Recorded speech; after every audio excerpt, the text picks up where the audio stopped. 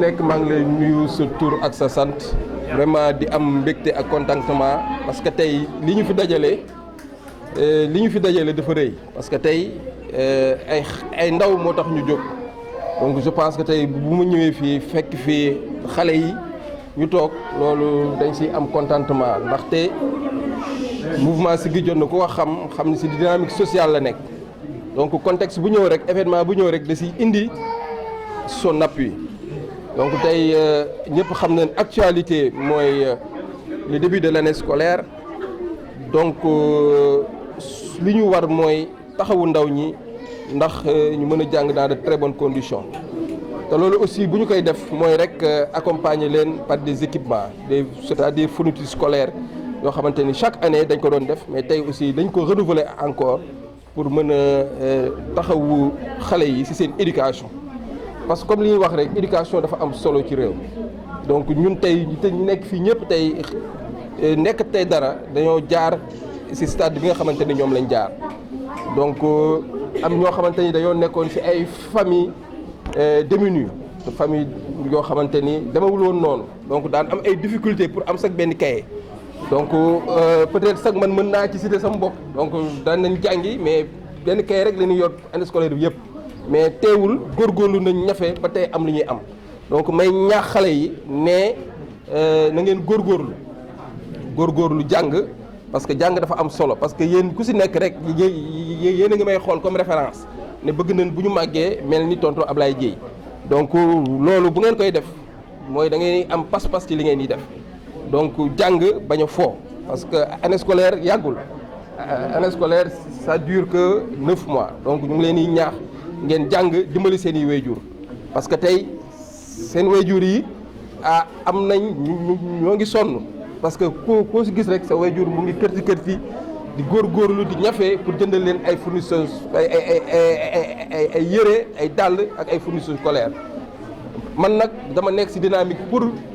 di jàppale wayjur yi parce que ci loolu la ñuy yëngatu xool ñi nga xamante ni seen loxo jotul seen gannaaw ñu dugg seen kër yi accompagner leen jox leen ay moyens yoo xamante ni bu année scolaire ñëwee dinañ ci mën a jàpp mais tey cérémonie bii ñu def dañ nekk benn cérémonie bu am solo parce que comme ni ma ko waxee rek dañu nekk ci benn dynamique de politique de développement nag bi ñuy def dañ ko def ngir intérêt Thiès donc maa ngi remercier ñi nga xamante ni tey ñëpp ñoo fi teew c'est-à-dire samay naataango samay mbokk samay xarit de la mouvance présidentielle donc am na ñoo xam ne sax comme ni ko ci Yacine waxee tey suba moom lañ leen woo ñu ñëw pour mën a fekkee lancement de la distribution des fournitures scolaires yi ñuy jax suñu xare donc tey maa ngi remercier ñi nga xamante ni ñoo rehaussé seen présence ñëw taxaw fekke événement bi donc ñu leen di remercier ñëpp di leen wax ni daal Thiès benn la nañuy booloo nekk benn di lancer aussi ci benn message mooy que aujourd'hui c'est pas l'heure n'est pas à la division l'heure n'est pas au querelle partisane donc dama koy wax donc tey ñoo bokk li ñu gëm ñoo bokk mouvance parce que benn dénominateur commun moom la ñu am mooy le président Macky Sall mooy Thiès donc ñaar yooyu kenn mënu koo xar ñaar parce que ñoo bokk ci mouvance présidentielle boo xamante ni dañ koy wax la coalition Benno Bokk Yaakaar donc tey ku gis fii toog nga xam ni coalition Benno Bokk Yaakaar mu ngi fi amul qui ferait le faire que le faire parce que moi j'ai toujours appelé à la fédération et à l'unité donc tey tous les leaders envoyé nañ fi seen i représentants pour que ñu mën a fekkee événement bi nga xamante ni moom laay def parce que même les leaders lii la ñuy dox donc lii tey bu ma ko defee mel na ni dama ko defal toute la coalition Benno Bokk Yaakaar toute la mouvance présidentielle yi nga xamante ni ñoo jóg rek pour le développement de Thiès parce que ñun li tax ñuy jóg di yëngatu mooy l'intérêt général et l'intérêt général c'est accompagner la population thiessoise donc moo tax vraiment maa ngi leen di remercier yéen ñëpp ñi nga xamante ni ñëw ngeen teew fii pour accompagner ma ci activité bii mais aussi dama ci am tey ay invités c'est-à-dire des partenaires ñi nga xamante ni ñoom laay liggéeyandoo parce que man sama gis-gis mooy xëcc ay partenaires ñu ñëw Thiès pour investir parce que loolu mooy samay parce que lii tey vraiment surprise ñoom démb rek moom laa leen ko wax ñu bàyyi seen yëpp ñëw donc vraiment nous avons des partenaires yoo xamante ni ñoom tey même les fournitures scolaires yii ma fi indi ñoom ñoo ko jënd pour participer ko pour que élèves yi mën si bénéficier wu. donc je pense que tey kuy jàppale Thiès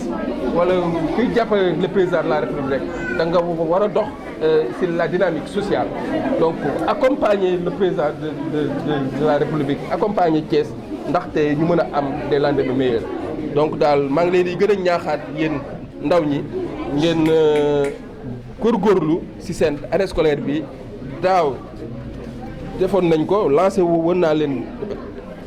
benn message ne na ngeen jàng bu baax te je pense que ni am na ñu bëri ñoo xamante ni am nañ ay résultats yu baax ñu ngi leen di gën a rek ñaaxaat ngeen ànd ak yar parce que loolu dafa am solo donc bu ñuy wax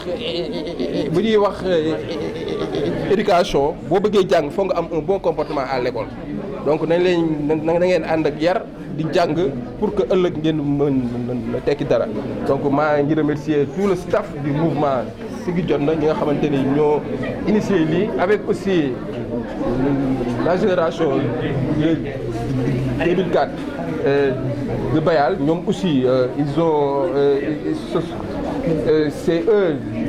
les initiateurs de cette activité donc ñu ngi leen di remercier seen engagement et seen détermination donc daal di wax ni rek tey du kontaan nañ par rapport contexte bi nga xamante ni moo ñu fi réunir bu ñu fi jógee di leen dem ci benn case des petits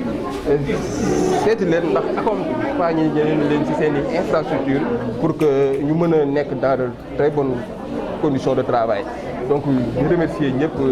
ci sant ñëpp. merci. maa fi taxaw représenté élèves yi di wax ci kàddu élèves yëpp ndax ñun amuñu ko ay élèves lañ jàng rek lañu am ku ñu jàppale tamit dañuy jàng ndax dëkk bi dafa metti trop kon bu ñu amee ku jël ay fournitures scolaires lépp duñu ko jàppalee tamit dañ koy gërëm dong te sant yàlla bu baax a baax ndax jàng lañ bëgg te jàng lañu am ay xale dong lañ amul lu dul jàng man nag. am na loo xam ne jot nañ koo def ak man fii te dama koy wax ndax témoignage la ndax bu ñëpp taxawee ni moom dafay jàppale di def social am na ñu naan ñii du ko def mooy loolu man nag damay def sama seede bu baax a baax ndax man social bi ñuy def fii nii man xam naa ci dara ndax daaw fii samay mensualité école yëpp ñoo ko fay jël ma en charge ndax ay problème dafa ñëwoon ñu dem ba dernière composition ñu dàq ñu ñun ñëpp suñu école fu nekk ci Thiès déposé naa fa sama aide muy loolu baaxul bi ma ñëwee fii nag ci lañ ma jàppale aide ma bu baax a baax a baax may jàng ba sama BFEM bi mu ñëwee dama koo am ñu topp ma di ma suivre ba année bii nii moo ci mujj ñoom ñoo may jàppale waat ma leen di remercier bu baax a baax di remercier tonton Ablaye Dieye bu baax di ko ñaanal xéewal yi yokk li mu bëgg yàlla na ko yàlla defal ndax ñun ku ñuy jàppale rek la ñu am amuñ kenn. ndax fii nii ëllëg ay président mën nañ fee génn lu nekk mën na fee génn kon bu ñu amee kuñ jàppale di ñuy may fourniture dañ koy gërëm bu baax a baax di gërëm tonton ci di gërëm ñëpp